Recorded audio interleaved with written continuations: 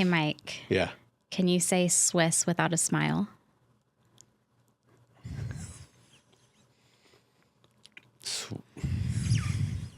Gosh, that's a good one. Swiss. You're smiling with your eyes. Ah!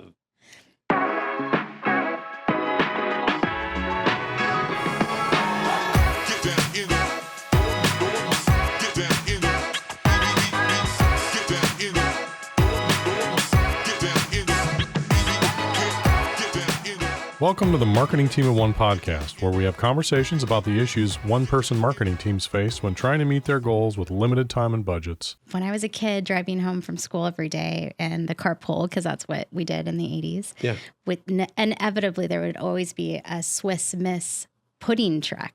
Oh, yeah. The big freight truck. Yep. And the letters on the side of the truck would say, "Can you say Swiss without a smile?" It was 2:30 in the afternoon. Of course, we're hungry. Oh, of course. Made us smile. Every time. Every time. It's a brand I think about still to this day. I don't eat the pudding, but I think about the brand. I didn't do, yeah, that's funny. I don't remember that, but like it's brilliant. I thought so too. Yeah. So. And I'm going to try from now on to be if I'm going to try that and succeed of saying it without a smile. Right. Yeah. I don't think it's possible, but I think that's why I love that tagline so much, because when I'm producing copy or slogans or campaigns, I always try to think of what will make someone smile. Yeah. Positivity side of things. Right. That's totally you in a nutshell though too, right? Positivity. Thanks. So we got a good guest today. She has one of the most impressive LinkedIn profiles I've ever seen. I'm not going to go through all the different items, but got your start in the California State Senate. I did. Yeah. And then worked in the association world for some time. And now co-founder and CEO of Luminari Partners. Thank you so much. Want to welcome to the Crying Couch, Sheila Johnston. How are you doing today? I'm doing well, Mike. Thank you so much for having me. Oh. Huge fan. I'm so excited to have you here. We always have great conversations, and I think letting other people see these conversations is going to be a win. I know people don't care about me, but they're definitely going to care about you on this. But we talked before, and one thing that I thought was really interesting is your career path. I mean, yeah, now you've created your own business. You're this co-founder, CEO, but you've been that marketing team of one for a long time, and you've had a really interesting path, right? Could you tell me a little bit about like your path from, working in government to getting into marketing? That's a big jump. I've always been a creative. I learned how to play piano at a very young age and was always outside utilizing the energy of what was around me, in addition to all of the people that I had a chance to grow up with and be around. My family was really, really community focused. So I'd be the person that would answer the phone and just talk to people for hours. Yeah, totally. I could totally see that. And I always enjoyed writing as well. And it wasn't until I was working as a budget analyst in the state of California for the state controller's office at the time, where I found that rather than focusing on the numbers, I was focusing on how pretty my spreadsheets could be. Oh my gosh. I've spent hours and hours of making a spreadsheet look not awful. Right. Granted, finances are very important, especially in business. And I went to the state controller's office just specifically to learn how the California state budgeting would work. But I knew very quickly it wasn't the right place for me. Yeah. And thankfully I was introduced to the association world where I was able to use all of my skill set. Yeah. But as you mentioned, the association world tends to be very small in nature. Most often teams are 3 to 5 people. Yeah. And if no one is doing it, in many cases, there's not enough people to do the jobs that are needed. Yeah. And marketing was one of those jobs that I took on pretty early on. It was synonymous with how you explain your brand or your mission or your purpose to your customer or customers. And that's how we met, actually. It is, yeah. You've got a really small team. You've got 3 to 5 people. one way of it is like, oh, there's too much to do, right? Yeah. But there's also the other flip side would be like, oh, look at all these opportunities for things we could be doing and everything. What tuned you into that marketing was an opportunity or there's a vacuum that needed to be filled by that you could help fill on that? I would say that the first opportunity I found was in the event space when these small associations or big associations are planning the one event of the year where they're bringing everyone together and they have to sell tickets, they have to sell sponsors, they have to market for 3 to 6 months of the year. Yeah. And the marketing it doesn't happen overnight. It probably happens a year beforehand if you're doing a good job. Yep. And then once you're on site, how do you bring that experience full circle? Yeah. Yeah. And then maintain friendships with your graphic design team at the same time. Exactly. Yeah. Yeah. Where you're not throwing things at them at the last minute. Oftentimes within that planning stage for an event, you're already planning 2 more events out. Yeah. And I think when it comes to marketing, it is really a reflection of the energy of the company that you're representing and what drives people to continue to want to be affiliated with your brand. Yeah. So when I was at this one particular association, that's really what I glommed onto. It was an opportunity to generate revenue. It was an opportunity to generate awareness. And that translated into every other aspect of the association. It honestly was the perfect situation for me to do what I do best and connect. Yeah. Connect people and things and money for those that I was responsible for. Yeah. It's interesting, like for people who aren't super familiar with associations, right? Like the lifeblood is members and events, right? Those are the two drivers of everything, right?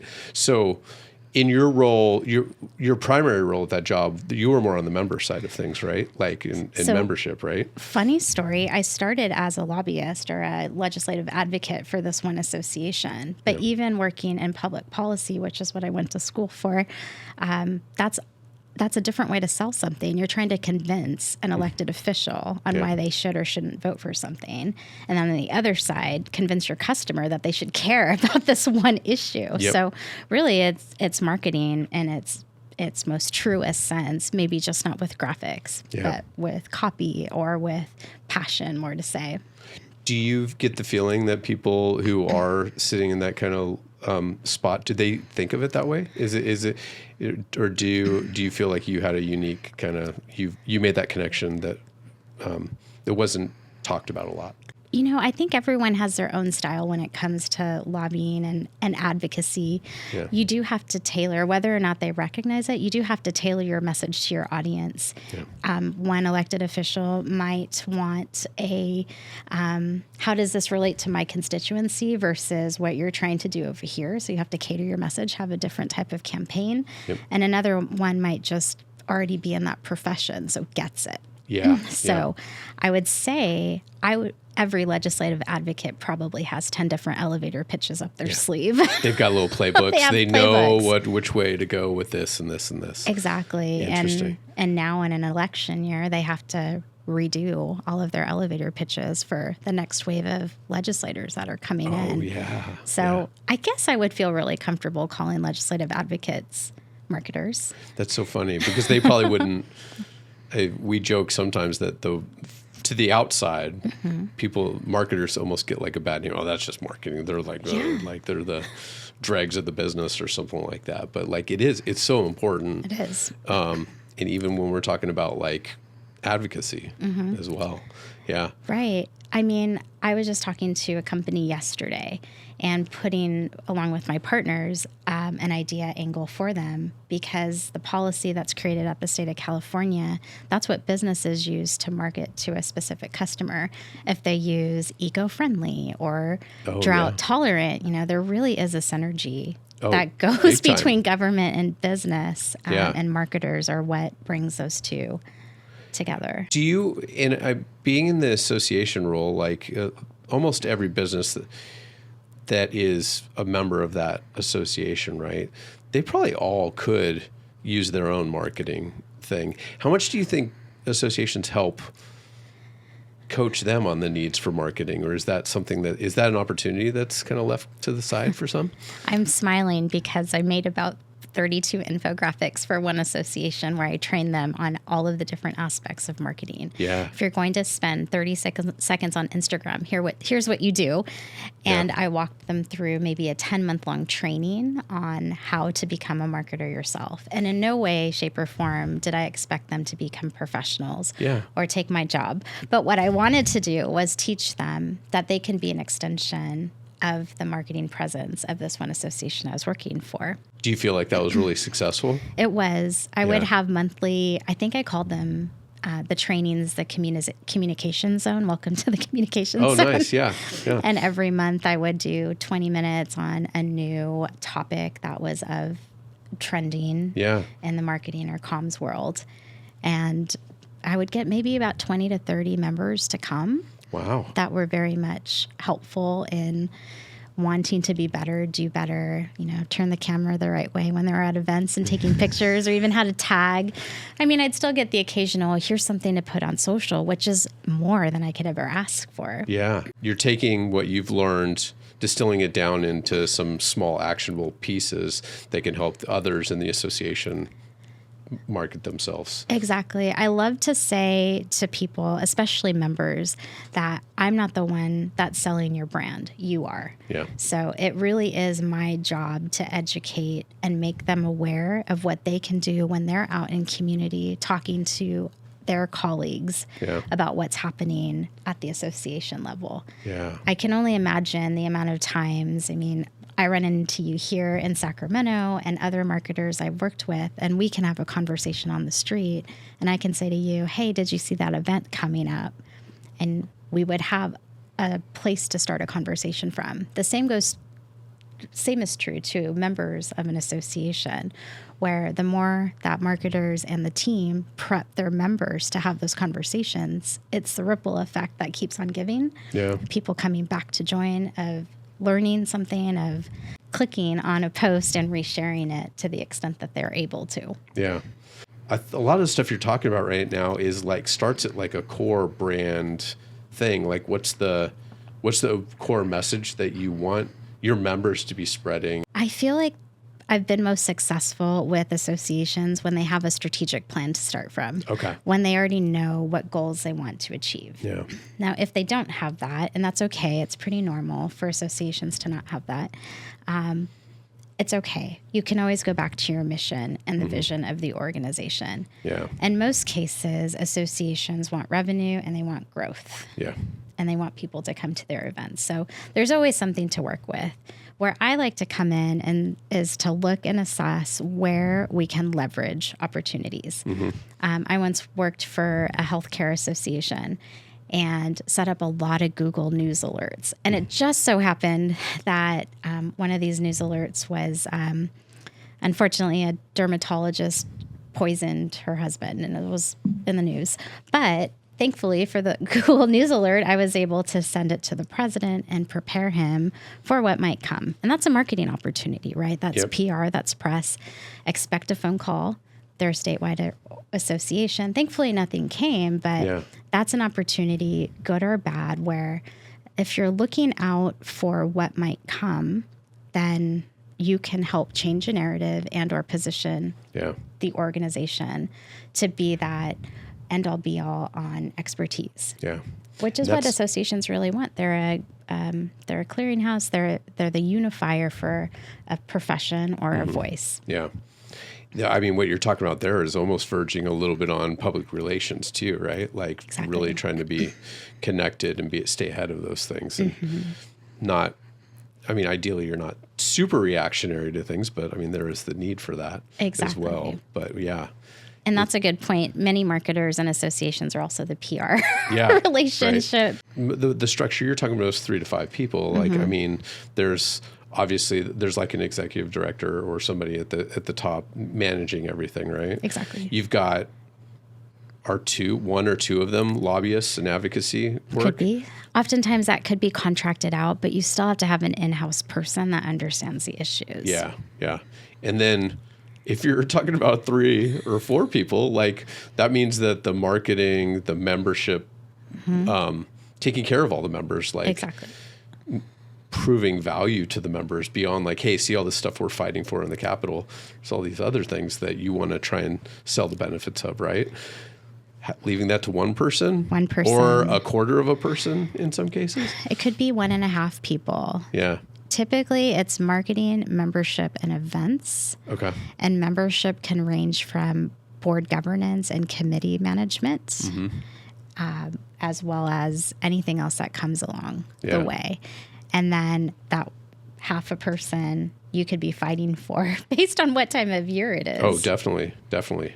It's probably never a dull moment, right? Never a dull moment. Yeah. I mean, you've got someone who's really like the lone person and they're trying to get a lot of things done, right? And so I imagine there's a big mix of putting out a lot of fires and everything, but also a need to plan ahead. Like, have you seen some examples of like a good mix or planning you could do ahead of time to kind of limit the amount of panic? I love the word panic because it's such an opportunity to level set after you get through the panic. A couple years ago, I was introduced to a podcast and I'm listening to it in the car driving to a shoot I was doing.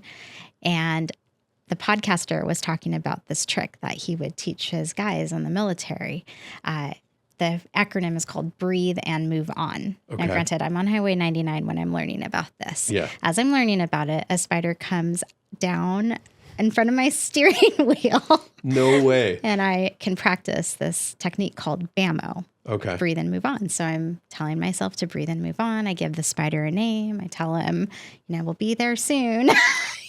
You can go like here. It's a kid in the car asking how much longer or are we there yet? Yes. Yeah. But I bring up this technique because it's something that I hadn't given a name years prior when I had the 20 jobs and was a team of one. Because taking a moment to just understand what the priorities are is really the first step. Yeah. Yeah. And then from there, you can triage, you can plan, you can remember that you're only one person, that you're human. You can figure out where to ask for help. Yeah. Do you find that asking for help thing, it's hard on a couple different levels, right? Depending on your management, whoever your boss is or something, right? Sometimes it's just stubbornness. Like we were talking earlier about the stubbornness of asking for help or more letting go, right? But do you find that that's a big hurdle there in that panic zone is like just the not feeling like you can get help? Yes, I think that is very, very common. Yeah.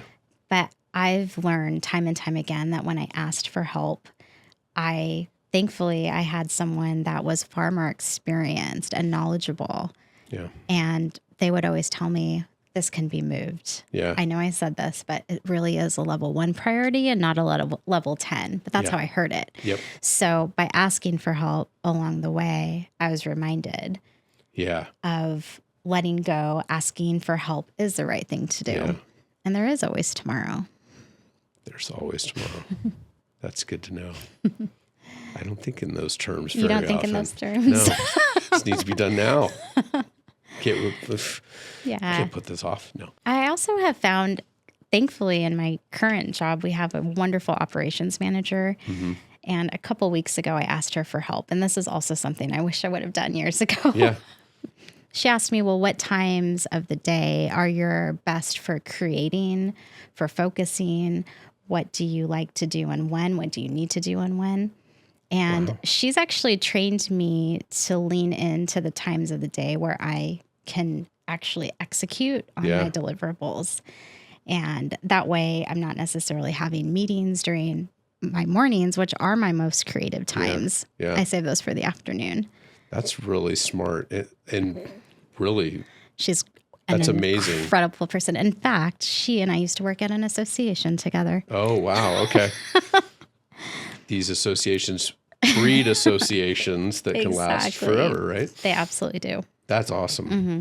It's been a game changer, but I know I can understand when I was 30 and getting my start in the association world, I didn't know that much stuff about myself. I didn't know how I needed to be or how I needed to act as much as I do now. Yeah. So the more that and someone can invest in themselves and go within to be the best version of themselves for their clientele or their customers, it will pay off tenfold later on. Yeah. Let's say you need help, and that help can't necessarily come from within. Mm-hmm. Are there some tricks, or like when you're trying to talk to a boss that you're like, I'm really up against it here?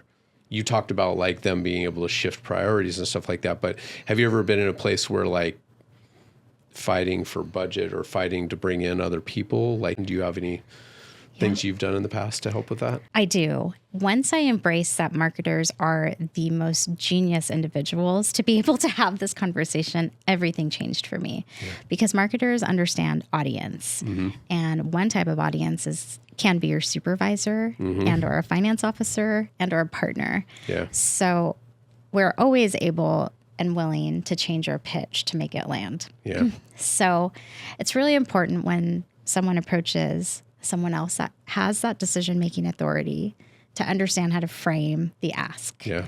For a finance person, it might be, if we do this, then the ROI is that. Yep. Coming with the numbers and having that understanding of what... And a lot of that comes from the understanding of what your role is and what the role of your department or whatever is in the overall scheme of things. Correct. Right? Yeah. And it could be if someone is just new to that process, a simple way to start that conversation and to be comfortable with it is understanding if you need comfort or if you need solutions. Yeah. That's always a good way. It works with relationships too. Oh, totally. Especially with significant others or friends. Oh my gosh. This is like marriage therapy now, because I know that a lot of times I will jump immediately to solutions. Correct. My wife doesn't want that. No. Not then.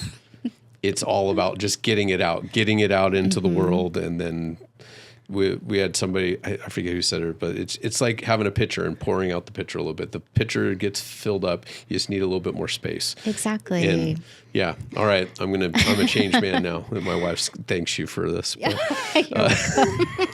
But that can always help, or even understanding how your audience likes to receive information. Mm-hmm.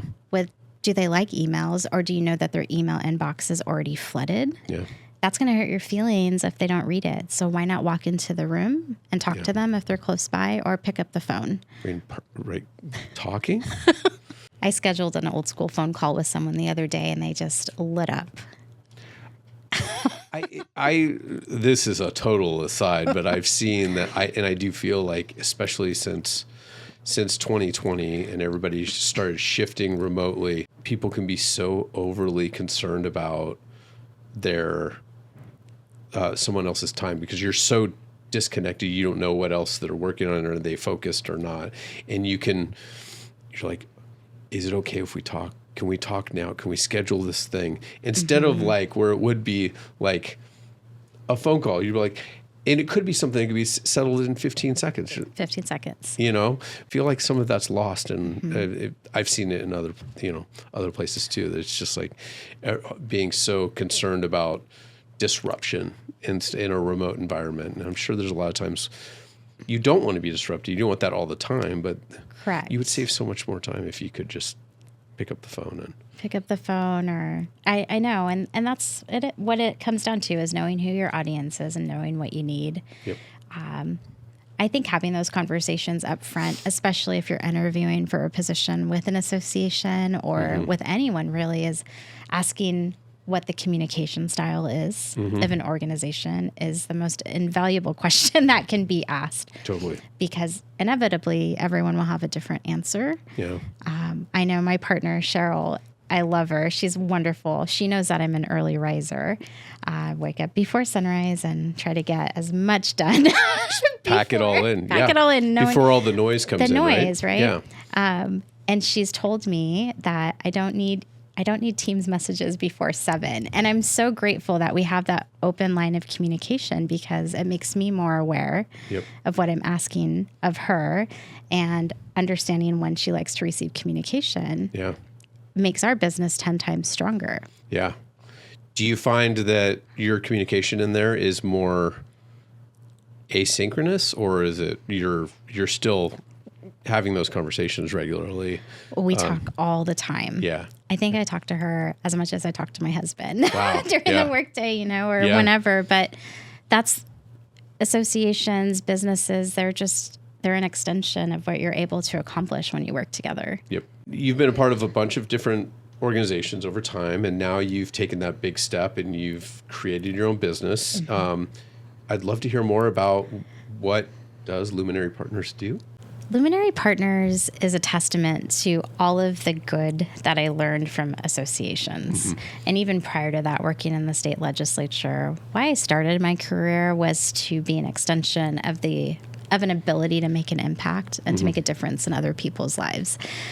Last fall, when I was working at the California Lawyers Association as their interim CEO, I knew that was a position that I wasn't going to continue on in. I was asked to serve, having been promoted from the executive director of communications and provide support during a transition. I knew I needed to make my next step. Yeah. Plan for it, right? Yep. Any good marketer is a planner. Yep. Exactly. But I found myself looking at positions and already knowing that I would be bored. Wow. And that I would be constrained. Yeah. And that I wouldn't be happy. Like Is this that was abandoned. constraint part of the? Well, you mentioned the Lawyers Association. They're talking law all the time. There's this. Is it the vertical positioning of that? I think it was just the rinse and repeat of what most associations need is to grow, to follow. I think I was feeling constrained and only being able to help one at a time. Yeah. And my partner, Cheryl, was also feeling the same way. And it had been, and she was working for the Sacramento Metro Chamber of Commerce at the time. Okay. And we have always talked about separately, what if we just had our own business? What would life be like, right? And there was always so much freedom with that line of thought. Yeah. So we got together during Thanksgiving, right before Thanksgiving, and went to lunch. And we decided to go for it. Yeah. What was going to hold us back, take a chance on ourselves. So with her incredible experience in finance and operations, and she has 25 years of experience in commercial development and in nonprofit management. Wow. Coupled with my knowledge of public policy, marketing, and managing associations, we knew that we could take our skill set and apply that to any type of organization. Interesting. And we were very, very meticulous in terms of branding ourselves as a business consulting firm, because we look at any type of organization as a business, regardless of your tax status. Interesting. Yeah. We did not want to be labeled an association management firm. We wanted to apply our skill set to do as much good as we could for as many companies and visionaries that we possibly could. Yeah. So we now have a team of 4 between Cheryl and I, and we have 4 different verticals, which is really exciting for me to talk about because it's the brainchild of a marketer. Yeah. Along with Nice. my partners. One of our partners, Kyla, she brought us into a room and said, okay, our solutions page needs to be cleaned up. How can we reorganize our offerings in such a way? And that day of Post-its turned into the most incredible verticals I've ever seen displayed on a website. How did you, did you have structure going into that day? I mean, you had the problem you needed to solve, right? We had a problem. What we're selling is confusing. Correct. And we need to make some sense of this and everything. What happened before you sat in that room with a bunch of Post-its? Oh, gosh. Well, we needed to check our egos at the door. We also, and I'm speaking about myself. Yeah. I think that's one thing a marketer has is, and rightly so. I mean, our product and solutions that we create are ours, right? Yeah. You could get really close and really not want to let go of that idea. Not want to let go. And even if there's a lot of contrary evidence that maybe that's not the best, some people, stubbornness sets in, right? That's why I'm so happy I'm on this couch. I feel like I can say I'm really very tuned into my ego and when it flares up, which I think is good for marketers to I think you need it a little bit, right? Without ego, you're probably stuck in a lot of indecision. Exactly. So mindful of that and knowing that we needed the help. Those 2 things were the perfect opportunity for us to be open-minded to displaying information differently and targeting an audience that we wanted to become our customer base. Yeah. If we were to paint a word picture here, what did it look like before, and then what did it look like after this? It was beautiful. Let me just say that. Mm-hmm. The layout. Yep. The color scheme and the words were great. We had iconography going on, which would make page design very proud. Yeah.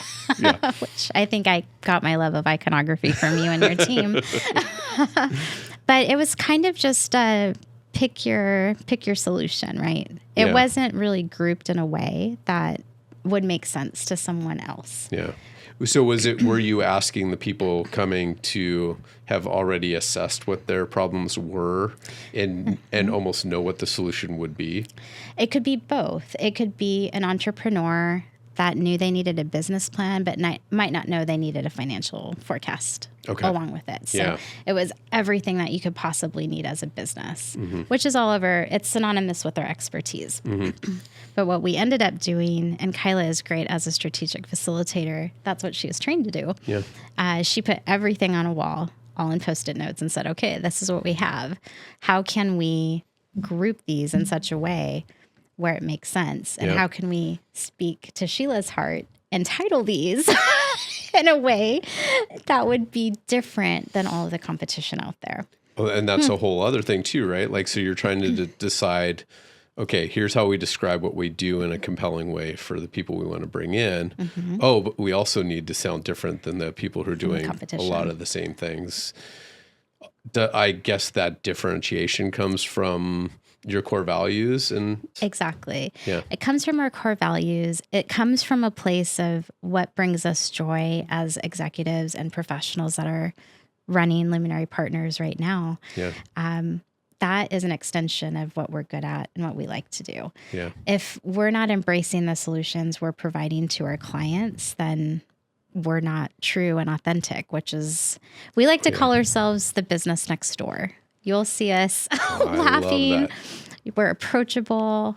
I had a short circuit on a meeting the other day, and I think anyone can relate to that, where you're trying to figure out how to say it best. Yeah. And everyone has those feelings. I can't imagine you short circuiting. What does that look like? I short circuited. There's proof. I'll send it to you. My short circuit is you can see me visually shut down. You shut down. I took it the other way, that maybe you just it was like you saw a spring bounce out of your head or something. I don't know. But yeah. Just a loss for words. I had to do that quick cost benefit analysis. If I say this, then it will be absorbed this way. Or if I say that. Yeah. Wow. So I had to do a quick 5-second assessment. Still beating myself up over here. Oh, gosh. So what does the page say now? So we have 4 different verticals that we've incorporated all of our solutions into. The first one is what I like to call the go ahead and click. Okay. And this speaks to every marketer's heart and dream.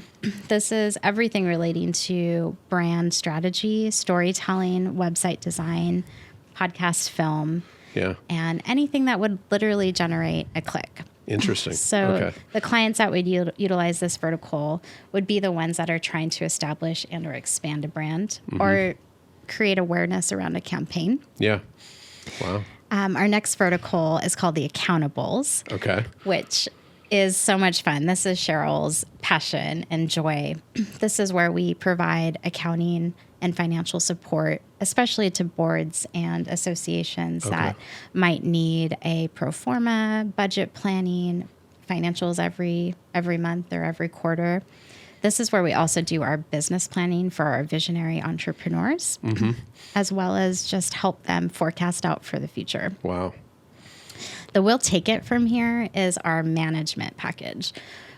Oftentimes there are businesses that just need someone to run the day-to-day or come up with an operation strategy that is different than what they are doing. Yeah. So this is where we get to come in, roll up our sleeves, and just take care of everything so that the business leaders and our owners can do what they need to. So they know they can be out if they're more on sales focused, chasing opportunities and Exactly. focus on the business development things, and then the rest of the stuff can keep moving. And why we love this vertical is the executives, myself, Cheryl, and Kyla, our third partner, we were all former executives in our respective careers. So when a company hires us to do the we'll take it from here, they're getting that executive mind and service. You come at it from a place where you know that you've done that, and they know that they can trust that. Exactly. And especially for those association teams that have one marketer, we can be an extension of their vision. Yeah. And then our fourth vertical is called the Mind Melt. Yeah. This is where we get to go up and take off our seatbelts and fly at 30,000 feet in the airplane. Yeah. And talk about brainstorming, strategic planning. We also have one of Kyla's specialties is, I mentioned the Post-it situation, is diffusing chaos. And that can be in mind and or amongst employees, organizations. Yeah. So that's really, she's actually called a chaos diffuser. So we needed to put that on the website. I love that Yes. term. Yeah. We also do our public relations and external relations strategy in the Mind Melt as well. So between those four verticals, we really cover everything and apply it to any organization that's looking to meet their maximum growth potential. Yeah. The people that are coming in, are they kind of in this early stage thing, or are they more established and they've hit some ceilings that they're trying to bust through? It could be both. Yeah. One of our early success stories was a local yoga instructor. Her name is Taylor. She has this beautiful property, and she saw that she can convert it into a yoga studio Airbnb.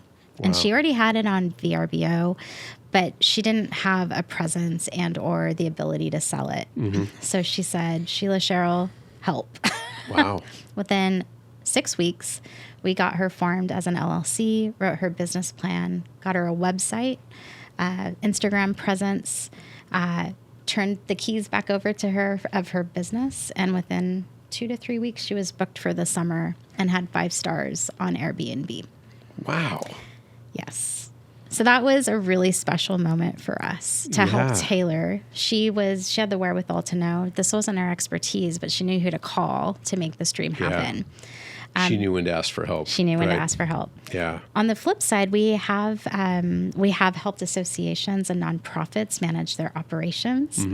We've also helped one association in particular with their storytelling. Yeah. We write their email campaigns for them in advance of a big conference. They have a worldwide conference coming up. Wow. Again, their team knew that they couldn't bother their own in-house social media team for help. So they need that extra bandwidth. We're really moving and shaking in terms of what we're helping others with. Yeah. We've written a few business plans for visionaries. We're really, like I said, approachable, affordable, and just want to make a difference. We're truly meeting our mission. Can I turn the interview back over to you and ask you a question? Yeah. Yeah? Yeah, I'm totally fine with that. I'm a little worried, but I'm fine with that. We have these incredible coffee chats at Temple Coffee. Yep. That should just be scheduled for the whole day. It really should. Yeah, because it's like, we got to go. We have a really long relationship of working together, Mike. And I know I've been that person that I've called you and said, Mike, can I have a website tomorrow? Yeah. And you always say, well, but let me see what I can do. So I think I would love to hear your advice, a retrospective on our working relationship and maybe things that I did to help promote our final deliverables that other marketers can learn from. Oh my gosh. When you ask that question, one of the things that immediately comes to mind is like I always appreciate working with people who can be a little bit more visionary. One thing I've really appreciated about working with you is, well, you've never come unprepared for anything ever, right? But also you've thinking innovatively about something. Like one project I really remember working on, you came to us with this great idea. You had this process at the association that was a lot of work. Mm-hmm. There's a lot of physical things that needed to be put together, and you came to us and were like, why can't this be online? Yeah, automated. Right? And I mean, me personally, someone coming to me that and like planting a seed in my head that I can think about and like, how are we going to do this? What does it need? How do we put this stuff together? That's fantastic. But to be able to also come in really prepared and knowing all the different pieces, done some of the risk and the benefit analysis beforehand. So we know we're not going into this thing just spinning our wheels and coming up with a solution that may not work in the end. So valuable to me, and I think that's the stuff that gets me excited.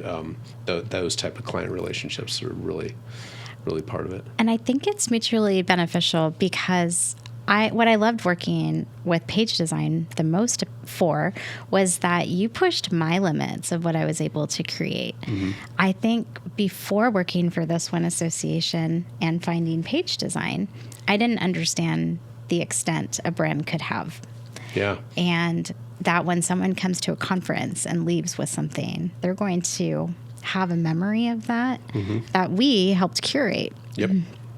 And working with your team, I should have brought it because I keep it on my desk. It's such a special momentum of our time working together for this one client. And it was a leadership conference, and the theme had an image of a paper airplane. Yep. And I said, how can we have an activity on the table for attendees that when they fold the paper airplane, there's different characteristics of a leader that they could remember as they go back to their offices and companies and then serve other people. Do you remember this project? I do remember. I remember seeing the paper airplanes being tested in the studio to see how well they worked and everything. Yeah. I mean, and that's the beauty of marketing and the relationship that graphic designers and web designers have with a marketing team of one is that we care, all of us collectively, so much about how a brand lands and what it encompasses. Yeah. And there's so much heart that goes into it, so much so we're talking about a paper airplane. Yeah, totally. Something that has basically no life unless you put it together. But that's what marketing is about. I think if you go into it knowing it's more of a partnership and and it's not here, do this thing, it's going to make everybody better. It's that tide that rises all the boats. If you can view that and trust the expertise of the people you're bringing into, right? Exactly. What allows you to think bigger about a lot of these things? There's a few things that allow me to think bigger and to be able to be present and deliver for whoever I'm delivering for. I think firstly, it's taking care of myself.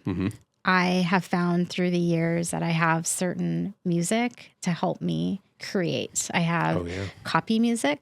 I have thinking. I have a thinking station. Yep. I know that the endorphins from exercise really help me clear my mind. It helps me to focus on what my intro and or layout might be for something. So that's one way that I've learned to rely on myself if I need the assistance. Secondly, I've also leaned into the things that bring me joy. I can't believe I'm admitting this on the crying couch, but what is the crying couch for if not for admitting things? I love People magazine. I absolutely love People magazine. It gets you outside of your own head, right? It does. Yeah. You know, it not only is that I get my fashion fix there. I get to understand what's going on in Hollywood. But what I mostly get from People magazine is that it's so easy to read. It gives me that knowledge of how to write for the mass audiences. Yeah. So when Southwest used to have a magazine on the airplanes, I would love to read the Southwest magazine for that specific reason. That they're writing for general appeal. For general appeal. And being able to not overcomplicate things too, right? Which I think it's very easy when you get stuck in whatever you're doing to overcomplicate the message or, I need to include this, I need to include this. And then you get you get overwhelmed. Yeah. And then speaking of being overwhelmed, I think it's also important to understand what overwhelms you. I tend to not listen to people talking to me. For instance, I'm very, very rigid on what podcasts I listen to. I think I told you today, you're one of two that I listen to. The second I being still don't 100% believe you, but that's yes. quite an honor. One of two. Limit the noise. You're always having these ideas. So how can we as individuals and marketers and creatives celebrate what we have within us to where it's not, there's no shadow cast on us. I'm fascinated by this idea of limiting the inputs, right? Did you listen to a lot more things, and did that ultimately drive you crazy, like of setting unreal expectations on yourself? Even in high school, I was labeled the quiet one, and it wasn't because I had nothing to say. It just wasn't worth saying. And I would only speak when there was something of value to say. Yeah. And I feel like I've carried that through my life and into my profession, into marketing, into businesses. Yeah. It's knowing I was the first audience I've ever had. And I think bringing it back to being selfish as a marketer, again, if you're not enjoying what it is you're thinking or saying or producing, then it won't sell. It's not as much fun either. No, it's not. No, you're not going to have any. It's probably going to show through. Right. And coming back to your questions, I remembered challenging myself to be silly once I got to 1,000 followers on my dog's Instagram page, because that was a place for me to test out new tricks and ideas. I was like, okay, I'm done. Now I get it. So you tried the silliness, and then I did. And then you're like, okay, it's over. I'm done. It's over. I got it. No more imposter syndrome. Like, why not use the things around you as a subject? Absolutely. Yeah. I think I did a LinkedIn post about this the other day. I put a canvas piece of art next to my desk. And then I got this greeting card from my mother-in-law with a beautiful hillside. It was I think a place in Colorado. It was the Smoky Mountains with lupins, flowers. Really, really gorgeous. And I knew I wanted to paint it. I'm not a painter by any means, but I put the canvas next to my desk. And every so often throughout the day and weeks, I would go paint a little bit more. And I embraced the imperfection of the perfection I was seeking. And it turned out to be a beautiful, it was really hard. It was really, really hard so much of what we do as marketers is that we are creating 3 different logo designs or 3 different names or color schemes, but you might not necessarily know where it's going to lead to, but you tend to always be okay with the final results. Yeah. Even if it's a little imperfect. Even if it's a little imperfect. Yeah. But the painting is done. The painting is done. And are you going to do another? I have another. Okay. I haven't started it yet. Yeah. I'm scared to start it. See, I have to just do it. It's set up. I know what it's going to be, but part of that is challenging yourself to learn new things. Last summer, my husband and I learned how to sail. Wow. It's really hard. My ego is bruised all the time. All the time. But you do it, you try it. I think if you're constantly pushing yourself to try new things, then you're always going to succeed. And it might not necessarily be the thing that you're doing, right? But it's that drive. It's the drive. Right? And it has applications everywhere else, right? Correct. Yeah. I mean, I was so overconfident that we signed up for a race. I didn't even make it to the starting line. I capsized. Oh, no. And then I was too weak to get back in the boat. It was really windy. Wow. But I embraced that. Yeah. I owned it. Yep. Love the bruises. I've loved talking to you. I think your perspective on things, especially from a marketing perspective, being selfish about it is something I've never really thought of. I hope that a lot of people get a lot of good nuggets out of this, because there's so many, we cover so much ground. Thank you. And I wanted to thank you, Mike, and honestly, the Page Design family, because that's what it is.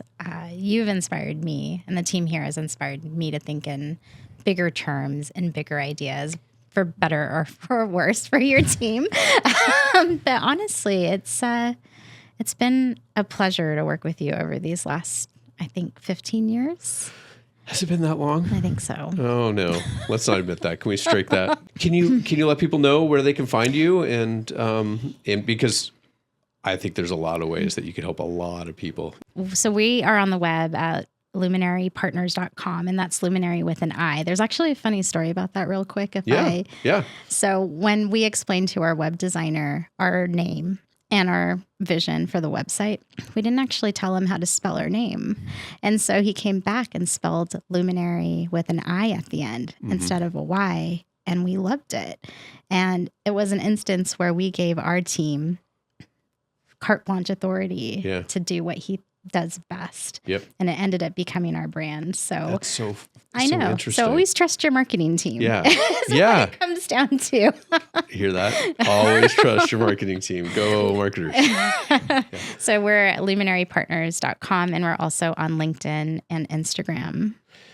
Sheila's LinkedIn, again, is something to behold. The posts are great. They are. But then her experience is well documented. And I'm not joking. It's one of the most impressive profiles I've seen in a long time. So thanks for having me. Of Thank you course. for your support. Till next time. I'll be here. Awesome.